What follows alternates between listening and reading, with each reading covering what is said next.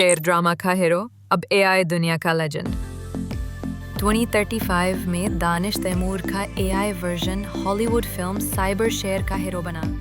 दानिश तैमूर का AI version बन गया है पाकिस्तान का आयरन मैन। असली दानिश की जगह उसका एआई क्लोन एक्टिंग कर रहा है, बिना थकावट, बिना मिस्टेक।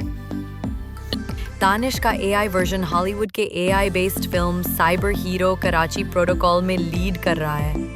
ये AI Danish martial arts, stunts और उर्दू इंग्लिश फ्यूजन डायलॉग्स के साथ सबको शॉक कर रहा है। रियल दानिश सेट पे एक बार भी नहीं गया, सब कुछ एआई मॉडल ने किया।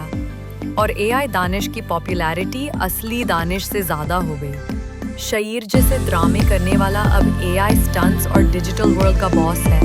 असली दानिश की जगह उसका एआई क्लोन एक्टिंग कर रहा है, बिना थकावट, बिना मिस्टेक। ड्रामा वाला दानिश या एआई वाला, आप किसे पसंद करते हो? कमेंट करो और चैनल को सब्सक्राइब ज़रूर करो।